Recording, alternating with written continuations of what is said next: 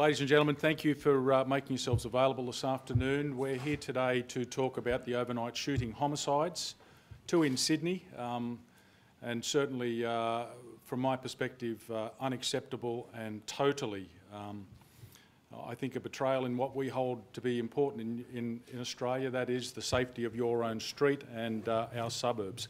I have with me today Minister Gallacher, Minister for Police and Emergency Services, Superintendent Mick Willing, Superintendent Scott Cook from the State Crime Command.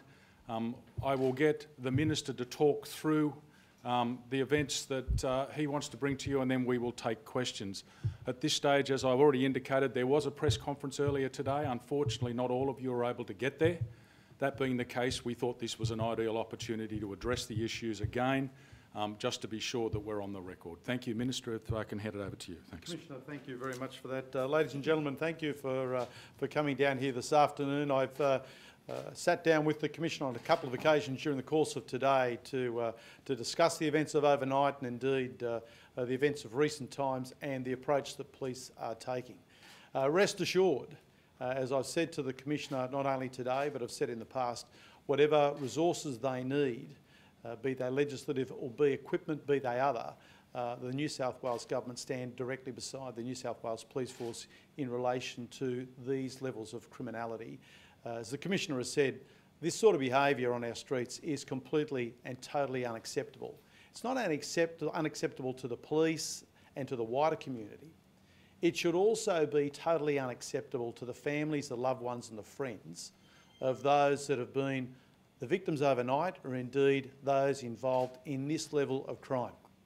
There's only one way that these people who have access to information can play a significant role in stopping it happening, and that is by making confidential contact with the New South Wales Police Force. There is no doubt in my mind that people who are out there listening to broadcasts, listening to discussion, listening to community concern about these events would have access to information that quite simply could be invaluable. It could be invaluable to identify who was responsible for last night's shootings, or indeed who would be responsible for any future shooting or any other act of criminality that these people are involved in. I again make the plea, if you want to stop your loved ones, your friends, your family, if they're involved in organised crime, they're involved in outlaw motorcycle gangs, falling at the end of a gun, then make the call to police and make that call as quickly as you can. It's the best gift. It will be the greatest gift you potentially could give your loved one, and that is a gift of life. Today, the Federal Minister, Jason Clare, spoke about organised crime. And there's no doubt that what we see on the streets here in Sydney, what we see in the streets of Adelaide, Brisbane, be it any other state of New South Wales, this level of criminality is about crime that is organised around drugs or other vice-like criminal activity. It is so important for the federal government to continue. We're hearing the message now. They need to fully commit behind providing the resources to our New South Wales police here, other states, their police forces, not just token words.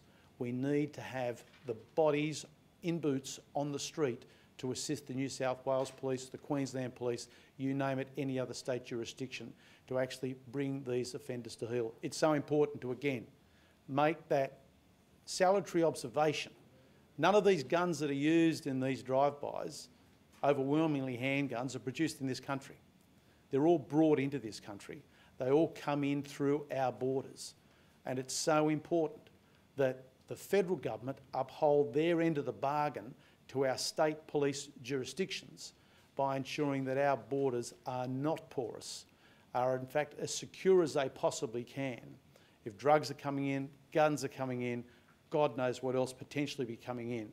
It's so important that the federal agencies entrusted with the responsibility of looking after this nation's borders are refocused, resourced, and are committed to do the job. It is what I say is the biggest assistance that they can give our state police in combating guns coming into the country. Back to you, Commissioner. Yeah, thank you, Minister. Superintendent Mick Willing, the head of the Homicide Squad. Thanks, Mick. Thank you, Commissioner. As the Commissioner alluded to, we are currently investigating the deaths of 2 men in Sydney South last night. Around 9:30 p.m, police responded to reports of shots fired in Charleston Avenue at Earlwood.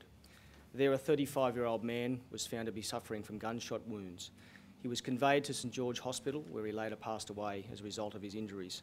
Police have established Strike Force Carden to investigate that particular death under the leadership of the Homicide Squad at this point in time.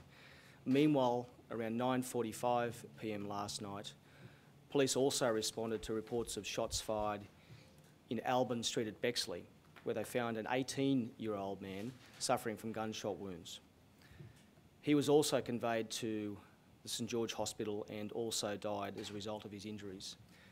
Detectives have established Strike Force Daoust to investigate that death at the moment. Both of those matters are currently ongoing investigations. We are canvassing a large area around both of those crime scenes, and I'm asking anyone with any information that could assist us to come forward.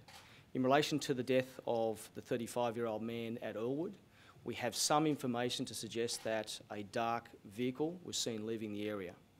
I don't know much more about that vehicle at this point in time. However, if somebody out there does have information that could assist us, please come forward. You can come forward anonymously. We need the help of the public to solve these crimes.